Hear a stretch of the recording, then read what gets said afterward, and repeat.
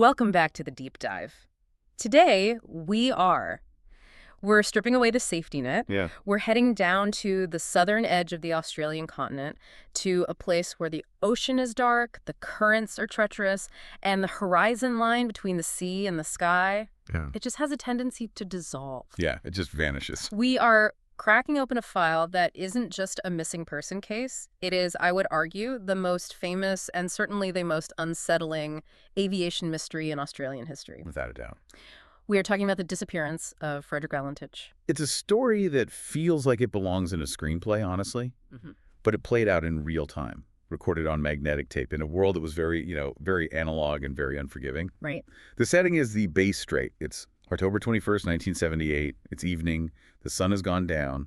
And you have this 20-year-old pilot in a rented Cessna 182L flying out over this notorious stretch of water. And that's what's so critical here. And what makes this case so enduring, and honestly so chilling to revisit, is that unlike most crashes where a plane just vanishes into silence, Frederick Valentich, he narrated his own disappearance. That is the hook that grabs you. I mean, usually when we look at aviation disasters or mysteries, think Amelia Earhart or, MH370, we are piecing things together from radar blips, fuel calculations, maybe wreckage found years later. It's forensic archaeology, really. It is. But here we have a transcript. We have a tape. We have a literal play-by-play of a young man encountering something he couldn't explain, something that defied the laws of physics as he understood them, right up until the moment he just ceased to exist.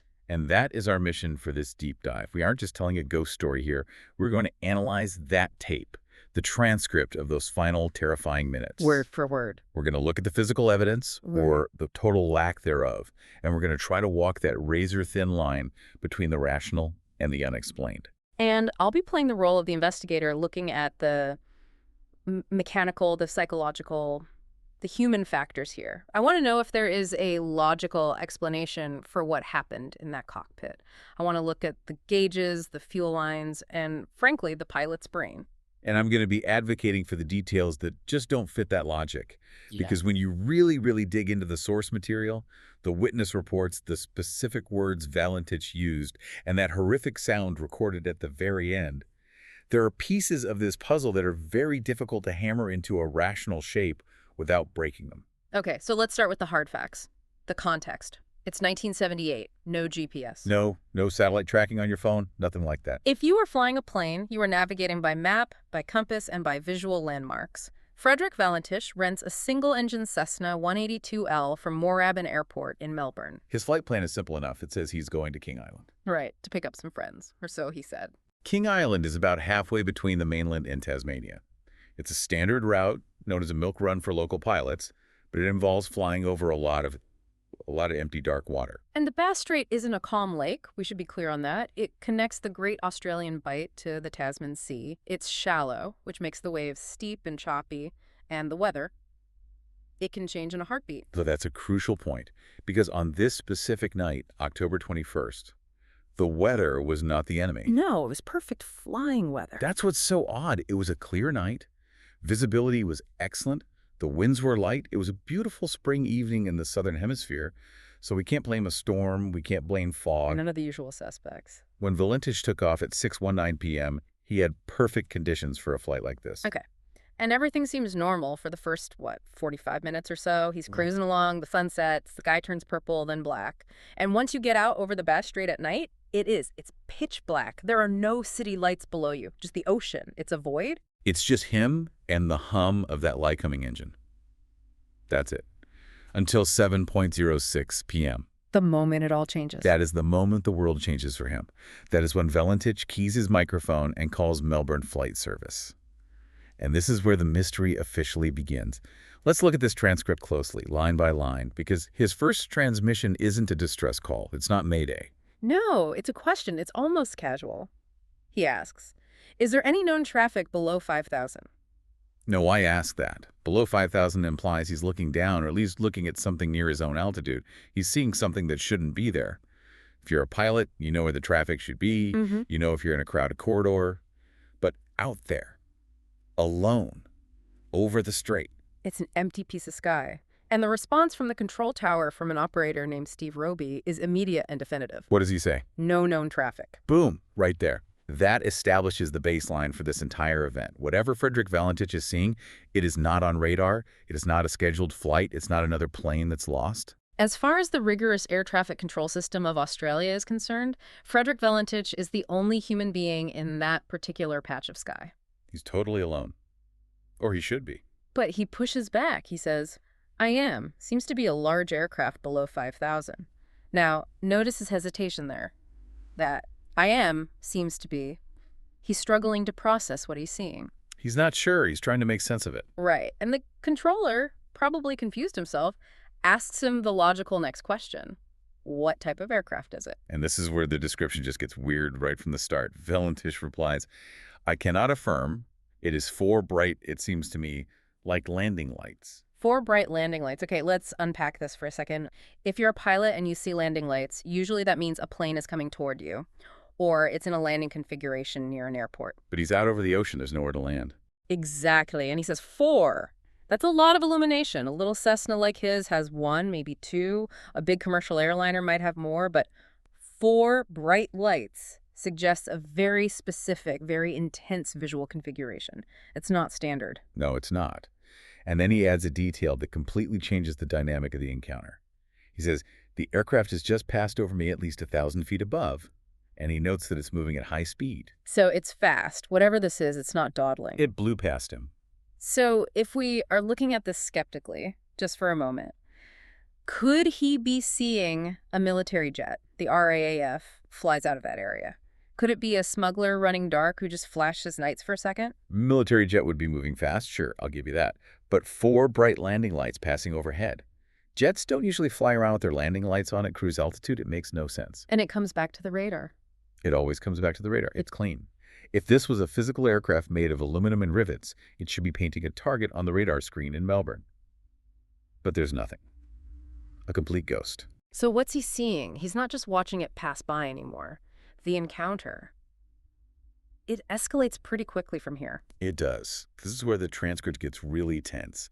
He reports that the object is now approaching him from the east, and he starts to speculate on the intent.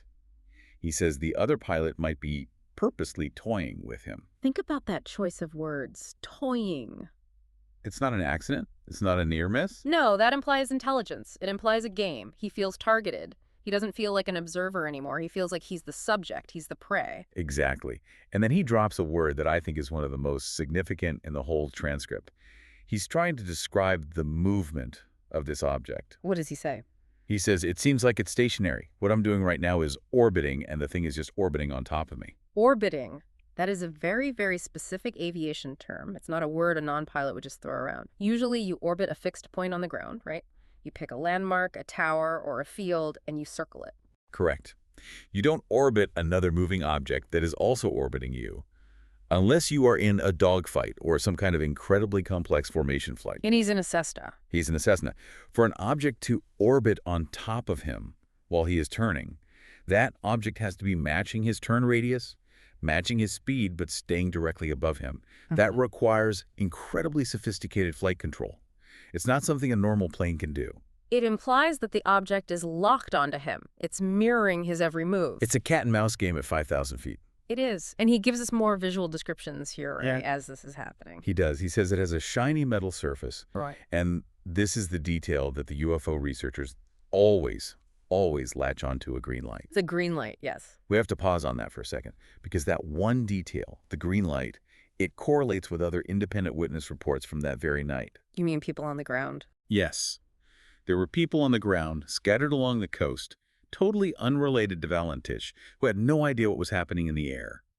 And they reported seeing erratic green lights in the sky over that part of Australia at the same time. Okay, now that is a strong correlation. If you're a skeptic, and I am trying to be, you have to work very hard to explain why a guy in the air and multiple people on the ground all saw anomalous green lights at the same time. You can't broadcast a hallucination. So you have a pilot in the air saying, I see a green light, and people on the ground saying, we see a green light. That is very hard to dismiss as just a coincidence. It is. It really is. But let's look at the state of his own aircraft. Because right as this bizarre cat and mouse game is happening, his machine. It starts to fail. Yes, his technology starts to die. He tells Melbourne, the engine is rough idling. I've got it set at 2324 and the thing is coughing. 2324. We need to explain what that means to people who aren't pilots. That refers to the manifold pressure, which would be 24 inches of mercury, and the RPM, 2300. And what does that mean in plain English? It means those are standard cruise power settings for a Cessna 182. He has the throttle set correctly. He has the propeller pitch set correctly. The plane should be flying perfectly, smooth as silk. So he's checking his gauges, he's doing what a pilot is trained to do. He's verifying that he hasn't made a mistake, that he hasn't accidentally pulled the power back. And yet the engine is coughing, it's sputtering, it's failing him over the dark ocean. In UFO lore, this is a classic trope, isn't it? The car stop phenomena. It is. The idea that an electromagnetic field from the craft interferes with terrestrial technology. Car engines die on lonely roads. Radios fill with static. And here we have it happening in real time on a recorded flight log. The object appears, it orbits him, and then the Cessna starts to die. The timing is too perfect. Or, and let's just play devil's advocate here, the engine trouble is the cause of the panic, not the result of the UFO. If your engine starts coughing over the ocean at night, your adrenaline spikes. You start looking around wildly. Maybe you misidentify something because you're already terrified. That's the chicken or the egg argument. Did the UFO cause the engine trouble, or did the engine trouble cause the UFO? Exactly. We'll get back to that when we dig into the theories. But we need to get to the end of the tape first, because the final seconds are the most chilling part of this whole thing. The final seconds. This is 7:42 p.m. We are 6 minutes into the encounter. Melbourne Flight Service asks him one more time to identify the aircraft. They're still trying to get a handle on what is out there. They're probably thinking it's a smuggling plane, or maybe just a lost private pilot who's confused. And Valentich gives his final terrifying assessment. He says, "It is hovering, and it is not an aircraft." That pause. It is not an aircraft. The silence on the tape after that sentence is just heavy. It is not an aircraft. He doesn't say it's not a plane or it's not a helicopter. He negates the very category of machine he understands. He's looked at it. He's analyzed it for 6 minutes. And his conclusion as a pilot is that this thing, it doesn't fit into his reality. The sources describe the tone of his voice in these last moments as just filled with terror. He wasn't casually reporting this anymore. He was realizing he was in the presence of something completely alien to his experience. And then the voice stops. The voice stops. But the tape doesn't. No. And this is critical. The microphone remains keyed open for 17 seconds. 17 seconds is an eternity in radio silence. An absolute eternity. And it's not silence, is it? No, it's a sound. It's described in the official reports and by everyone who has heard the original tape as metallic scraping sounds. Some describe it as metal grinding on metal. This is the part that makes the hair on the back of my neck stand up every time. If he crashed into the water, you'd expect a splash. A big whoosh of water. You'd expect the roar of wind as the plane dove. Or maybe just the crunch of impact and then dead silence. Exactly. But this was a sustained, rhythmic, mechanical grinding. It's a horrible sound. It paints such a disturbing picture. Is this the sound of physical contact between two machines? Is it the sound of the aircraft being, I don't know, dismantled midair? Is the sound of the Cessna's structure groaning under immense G-forces that it wasn't built for? Or whatever it was the last thing ever heard from VHDSJ, the last data point we have. It's a horrific noise to imagine. Okay, before we jump into the theories of what that noise actually was and what happened, we need to understand the man in the cockpit, who was Frederick Valentich. Because when you look at his profile, you start to see two very different versions of this young man emerge. And which version you believe really dictates how you interpret that tape. It really does. So on one hand, you have a passionate aviator. He's 20 years old. He's a member of the Air Training Corps. He loves flying. He's got about 150 total flying hours. And we should talk about that number. 150 hours. Mm-hmm. In the aviation world, that's a very specific, it's almost a danger zone, isn't it? It is. You're not a total novice anymore, so you're not terrified of touching the controls. But you're not a seasoned veteran who has seen everything. You have just enough experience to feel confident. Maybe overconfident. But not enough experience to handle a true disorienting crisis, especially one that goes off script. There's a saying that a pilot is most dangerous when they think they know what they're doing. And his record seems to reflect that struggle. He held a Class 4 instrument rating. For our listeners who aren't pilots, that is a very, very restrictive rating. It basically means he was authorized to fly at night, but only in what they call visual meteorological conditions, VMC. He had to be able to see the horizon. He had to be able to see the ground lights or the water. He was absolutely not cleared to fly into clouds or into pitch blackness where he would have to rely solely on his instruments to stay alive. And his academic record? Look, I don't want to speak ill of the dead, but the facts are the facts. He was struggling. Badly. He had twice failed all 5 of his commercial license exams. All 5. Twice. He failed 3 more subjects just the month before this flight. He had applied to the Royal Australian Air Force, the RAAF, twice, and was rejected both times because of, quote, inadequate educational qualifications. So you have a young man under immense pressure. He's chasing a dream, being a professional pilot, that keeps slipping through his fingers. He's failing the tests. He's getting rejected by the military. That has to take a toll on a 20-year-old psyche. He feels like he has something to prove. It does, and he was pushing the boundaries. The record shows he had a history of toying with regulations. He had strayed into controlled airspace over Sydney without permission. He had twice deliberately flown into clouds when he wasn't rated for it, and prosecution was actually being considered for those incidents. Wow. So this paints a picture of a pilot who is perhaps overconfident, definitely prone to rule breaking, and maybe a little reckless, desperate to prove himself. Okay, so that's one side of him, the struggling, rule-bending pilot. But then you have the other side of his personality, the side that the believer camp focuses on. Right.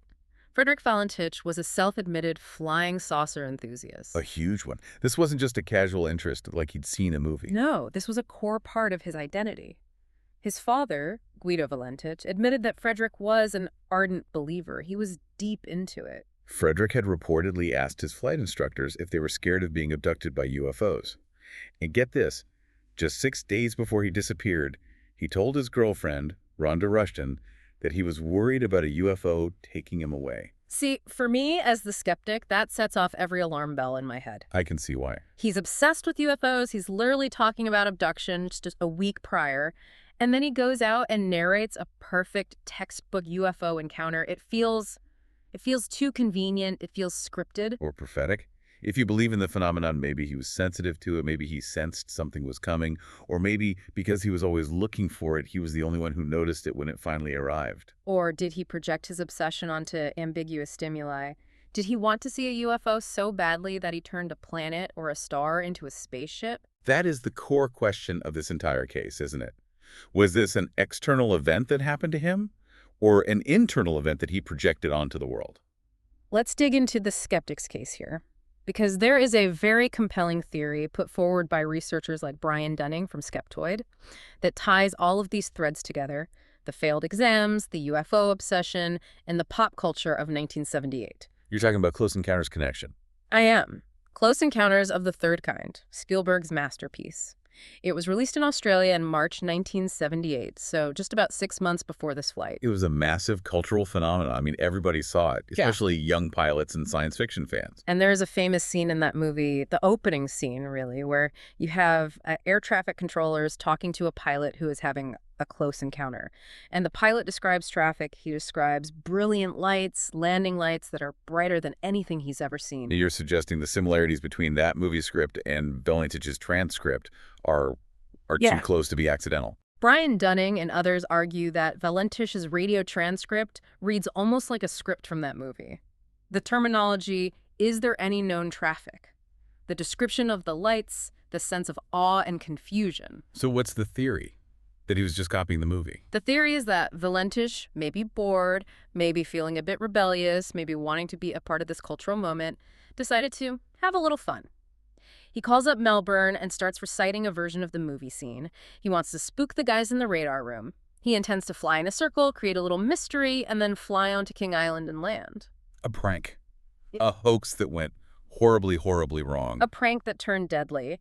Because while he's looking up at the sky, pretending to see a spaceship, or maybe just flying aimless circles to confuse radar, he loses track of the one thing that matters at night over the ocean. Horizon. He loses the horizon. And that leads us to the physiological explanation: spatial disorientation. And we need to really break this down, because disorientation sounds like just getting a little dizzy. But in an airplane, it is an absolute killer. It's called the graveyard spiral. The graveyard spiral. And to understand it, we have to understand the human ear. It's a design flaw, really. Right. Your inner ear has these semicircular canals. They're filled with fluid and lined with tiny little hairs. They act like a biological gyroscope. When you turn your head, the fluid moves, the hairs bend, and your brain gets a signal that says, hey, we are turning. But, and this is the fatal flaw in our design, that system is made for walking and running on the ground. It's not designed for flying at 150 miles per hour in a dark, featureless void. Exactly. The system detects changes in velocity, acceleration and deceleration. If you enter a gentle, coordinated turnabank and you hold it there steadily, the fluid in your inner ear eventually settles down because of friction. It stops moving. So after a few seconds, your ear stops sending the I am turning signal to your brain. Correct. As far as your body is concerned, you are now flying straight and level again. But in reality, the plane is still banked.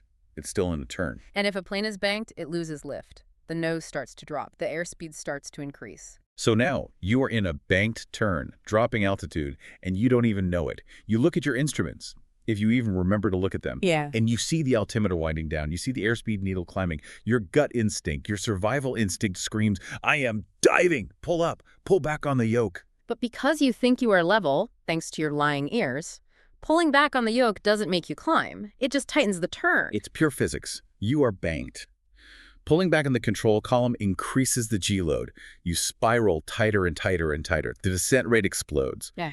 And here is the truly insidious part of it. The increased G-force pushes you down hard into your seat. Which feels exactly like climbing. Yes. Being pushed down into your seat mimics the exact sensation of accelerating upward. So your body is screaming at your brain, we did it, we are climbing away from the danger, while the plane is actually corkscrewing into the ocean at hundreds of feet per second. It's a perfect deadly trap. And this theory also explains the engine trouble, doesn't it? It does. The skeptics argue that the rough idling wasn't a UFO interfering with the ignition, it was just physics. How so? The Cessna 182 has a gravity-fed fuel system. The fuel tanks are in the wings, higher than the engine. Gravity pulls the gasoline down into the carburetor. Simple. But what happens in a tight, prolonged spiral? In a tight spiral, centrifugal force takes over. It pushes everything away from the center of the turn, including the fuel in the tanks. So the G-force literally pushes the fuel up against the outer wall of the tank, away from the fuel intake lines. The engine starves. Exactly. The engine starts coughing and sputtering because he is spiraling so hard the gas can't get to the engine. And that could even explain the orbiting sensation he reported. He said the object was orbiting him. But in reality, he was the one orbiting. He was spinning, and the lights he saw, maybe it was Venus, maybe it was the star Antares, maybe the reflection of his own lights in the water, they would have appeared to be whirling around him. It's a tragic but very neat theory. It explains the engine trouble, the confusion, the orbiting, and the final disappearance. And there's that statistic, the 178 seconds. It's a grim one. It comes from a study at the University of Illinois. They took a group of non-instrument-rated pilots, put them in a flight simulator, and flew them into clouds, into conditions where they lost all visual reference. And they timed how long they could keep the plane upright before losing control. And the average survival time was 178 seconds. Just under 3 minutes. Valentich's encounter, from first contact to the final sound, lasted about 6 minutes.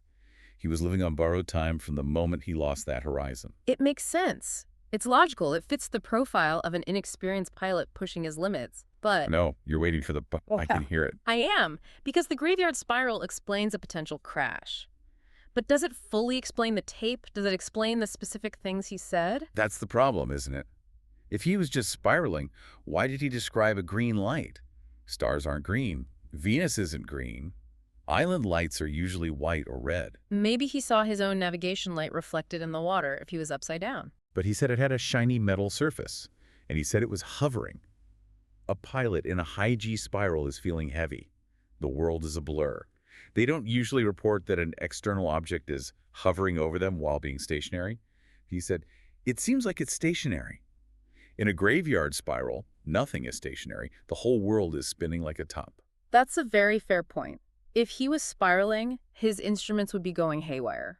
The artificial horizon, the turn coordinator, they would all be screaming at him that he was in a bank. Unless he was so fixated on the object, whatever it was, that he just wasn't scanning his instruments. Target fixation. But let's look at the evidence that suggests the object might have been real, and not just a planet or an illusion. Because we have more than just a tape. We have a photograph. The Roy Manifold photo. This Of is this is a very controversial piece of evidence. It is. Roy Manifold was a plumber. He was on holiday at Cape Otway that evening, right around the time Valentich disappeared. He wasn't a UFO hunter. He wasn't looking for anything strange. He set up a tripod on the beach to take photos of the sunset. He was just taking scenic shots. So he's just a tourist with a camera, and what did he catch? He took a series of photos.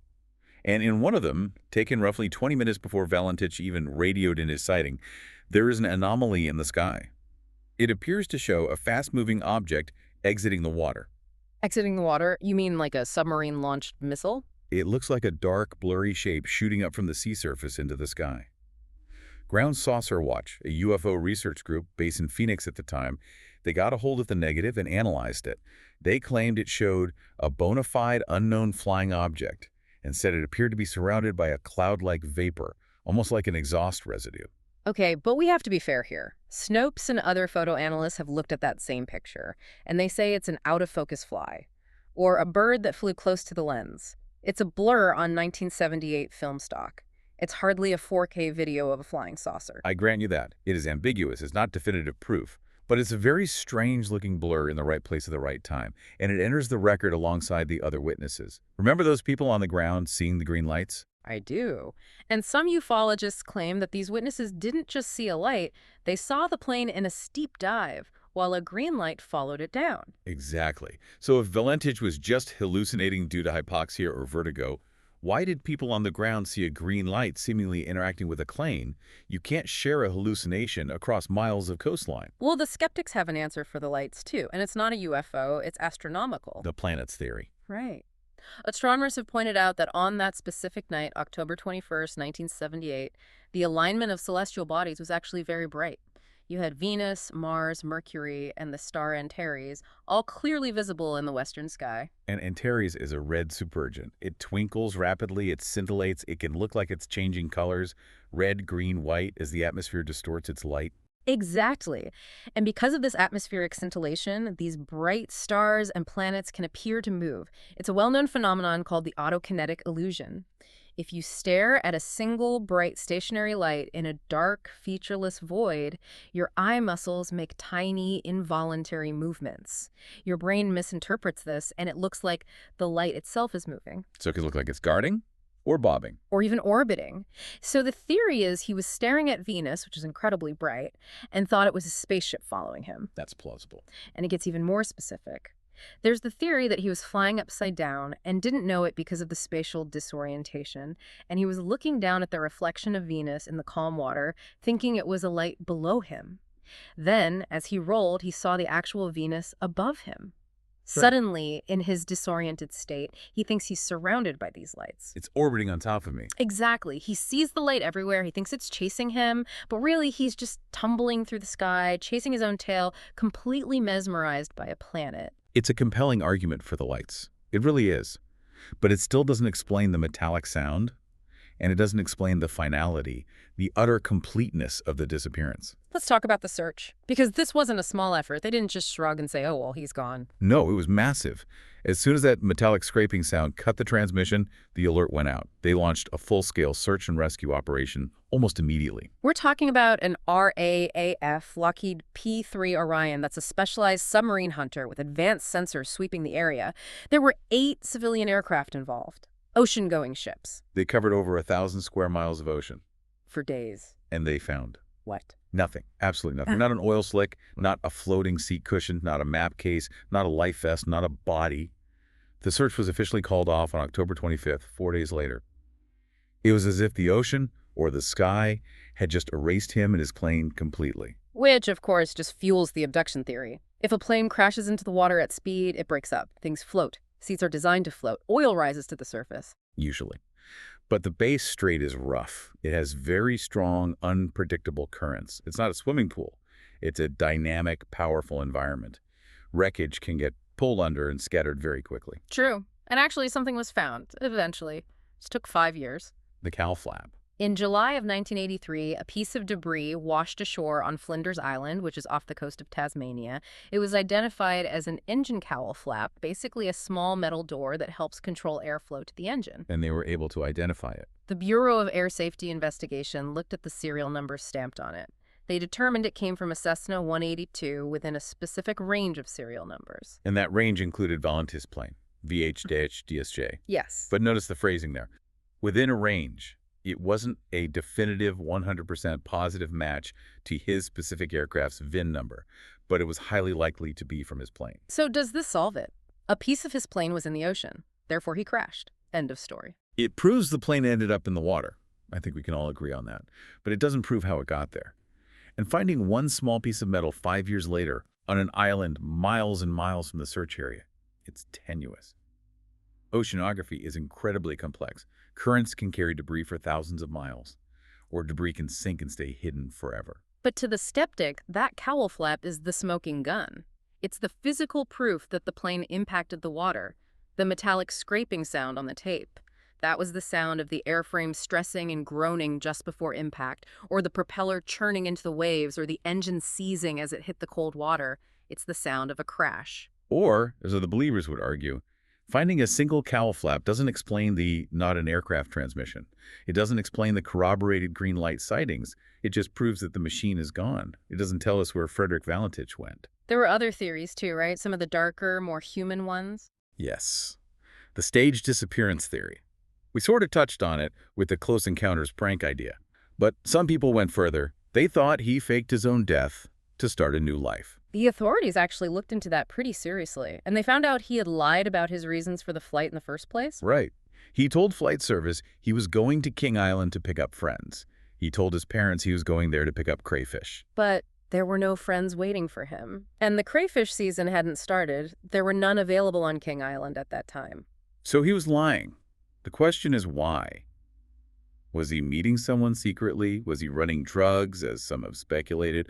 Or was he just the kid who wanted to go flying and didn't want to get hassled by his parents about the cost or the reason? Most investigators concluded it was probably the latter. He just wanted an excuse to go flying and build his hours. But the fact that he lied, it adds a layer of suspicion. It makes you wonder what else he might have been hiding. And then there's the saddest theory of all, the suicide theory. Yeah. He was failing his exams. He felt like his dream was slipping away. Did he go up there to end it all and decided to create an unforgettable legend in the process? All God is a mystery, not a failure. Yeah. It sort of fits the psychology of a young, dramatic man obsessed with science fiction and UFOs. But everyone who knew him, his doctors, his colleagues, his family, they said he wasn't suicidal. He was happy. He was in the process of buying a car. He had a girlfriend he cared about. And his father, Guido, he never believed it was suicide or a simple crash. Until the day he died, Guido Valentich believed his son was alive and held by aliens. He kept a light on for him. He was just waiting for him to come home. It's just heartbreaking. It is. It shows the human cost of these mysteries, whether it was a crash or an abduction or something else entirely. A family was left with a hole in their lives that could never be filled because there was no body to bury. No final answer. So, where do we land on this? Let's try to summarize the two prevailing views one last time. Okay. The rational view is tragic, but it is straightforward. You have a 20-year-old pilot, not very experienced in night flying over water. He is under a lot of career stress. He is obsessed with UFOs. He goes flying on a perfectly clear night. He sees something. Maybe it was Venus, maybe it was Antares, maybe it was a reflection, maybe a meteorite from the stream that was active that night. He gets fixated on it, he loses the horizon, he enters a spatial disorientation spiral, the graveyard spiral. His body tricks him into thinking he is level while he is banking tighter and tighter. The G-forces starve his engine of fuel, causing it to cough. He panics. He interprets the stars spinning around him as an orbiting craft, and he crashes into the sea. The scraping sound is the plane breaking up on impact. It's a solid theory. It's grounded in science. It accounts for almost everything, including the pilot's psychology and the physics of flight. Almost everything. But then you have the unknown view. The view that listens to the take and hears a pilot describing in clear, specific detail a technology that shouldn't exist. 4 bright lights, shiny metal surface, green light, orbiting, hovering. These are specific mechanical observations. And they are corroborated by independent witnesses on the ground seeing a green light. The rational theory requires us to believe that a pilot had a complex hallucination that just happened to perfectly mimic a textbook UFO encounter, right down to the engine failure and the electronic interference. It requires a lot of coincidences to line up perfectly. It does. It requires us to dismiss the metallic scraping as just structural noise when it sounded like something much more deliberate and mechanical to those who analyzed it. It requires us to believe that the vast Bass Strait swallowed a 2-ton airplane so completely that it left only one small flap behind 5 years later. It's the ambiguity of intent that gets me every time we revisit this. Was he narrating a movie scene as a prank? Or was he narrating the last moments of his life as he encountered something truly unknown? We will likely never know the truth. That tape just remains one of the most unsettling documents in all of aviation history. It really is. Yeah. And if you listen to the audio recreations of it, you can just feel the isolation. He's up there, all alone, in the dark. The world has shrunk to just his cockpit and that thing outside his window. So what does this all mean for us, for you listening? I think it reminds us that the line between the known and the unknown is much, much thinner than we like to think. We rely on our radar, on our physics, on our engines turning over every time, but sometimes things happen that just fall through the cracks of our understanding. And it really reminds us of the power of belief. Did Frederick's belief in UFOs shape his final moments? Did he see what he expected to see? Or did his belief, his constant searching, make him the perfect witness for something that was actually there? That's the question that hangs over it all. Before we wrap up, I want to leave you with one final thought. We've talked about the debris, the tape, the theories. But just imagine the scene one last time. The Bass Strait at night. The cold water. The empty sky. Despite all the search planes, despite the sonar, despite the years and years of investigation, not a body, not a cockpit, not a flight jacket was ever found. Just that single lonely cowl flap years later. And a tape recording of a young man staring into a green light, realizing far too late that what he was looking at was not a machine made by humans. Or perhaps realizing he was looking at nothing at all as the black water rushed up to meet him. Thanks for entering the deep dive with us. Keep looking up, and we'll see you next time.